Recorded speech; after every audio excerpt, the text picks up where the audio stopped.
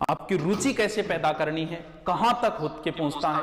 आप जिस धाम की यात्रा के लिए आए हो, मोक्ष प्राप्ति के लिए आए हो, मोक्ष कैसे प्राप्त करना है। आप जहां तक पहुंच रहे हो वहां तक पहुंचने के लिए आपको 4 धाम की यात्रा करनी होगी। कौन कौन से 4 धाम है? पहले धाम का नाम है कोच्चि,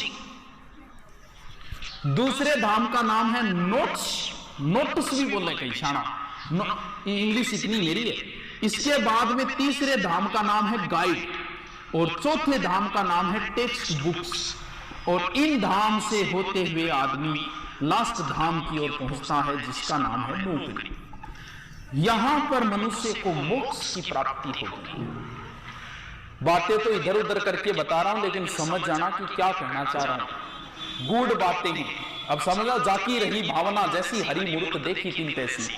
अब आप समझोगे कि मैं क्या बता रहा हूं क्या, क्योंकि जैसी भावना है वैसे ही समझोगे। फिर बता तो अनडायरेक्ट डायरेक्ट रहा हूं, लेकिन समझ जाना। खूबसूरती होगी। हर कोई युवा इसके लिए जाग रहा है, रातों को जाग रहा है, दिन को जाग रहा है, इधर उधर घूम रहा है, इन धामों की यात्राएं राय ले रहा है। पता नहीं घर वालों को छोड़ के कोई जमीन बेच के आया है, कोई कैसे आया, कोई पैसे उधार लेके, कोई ब्याज लेके, लेकिन सारे के सारे इसी के लिए भाग रहे हैं। तो यार बड़ी खूबसूरत होगी।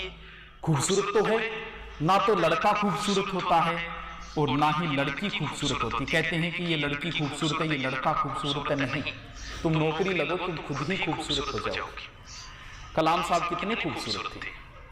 कभी कोई आईएएस देखा है? बद्दा होता ही नहीं, क्योंकि नौकरी खूबसूरत आदमी का खूबसूरत होता ही नहीं है। तुम सोचो, सिर्फ कल्पना करनी है। अभी बेरोजगार हो लेकिन कल्पना तो कर ही सकते हो। मान लो तुम्हारे लिए रिश्ता आए, वो 2nd ग्रेड लगी हुई हो, क्या देखने जाओगे? क्या नाम नहीं लोगे देखने का? बोल बस कर दो, मुहूर्त मार्त ना देखो, जे माउस ने कर दो, बोले कर दो बस। अब कल्पना करो कि तुम्हारे लिए रिश्ता आए, वो आईएएस अधिकारी लगी हुई, क्या देखने जाओगे? क्या नहीं जाओगे? नाटक ही नहीं करोगे। क्यों? क्योंकि आदमी का खूबसूरत नहीं होता, खूबसूरत तो ये नौकरी होती है।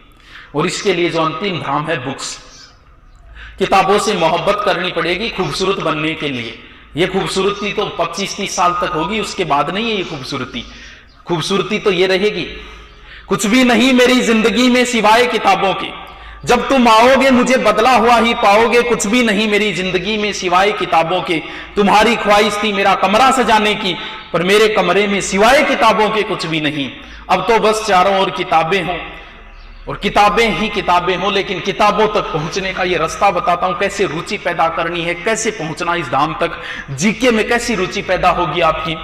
नौकरी के लिए, अरे आप बोलोगे नहीं थोड़े दिनों बाद तो वो दिन दूर नहीं है। अभी तो आप बाबूजी होटल में खाओ, वो दिन दूर नहीं है। किसी प्रोग्राम में जाओगे ना, पास वाला आपसे पूछेगा, क्यों पूछ रहा है ये और बता दो।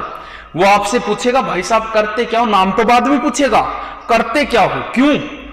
इस सवाल का जो जवाब आएगा उसके बाद वो निर्धारित करेगा कि आपको कितनी इज्जत देनी है। थे को आकरण ने तो के कराई लाग रहा गठी, अब वो आपको कोई इज्जत नहीं देगा।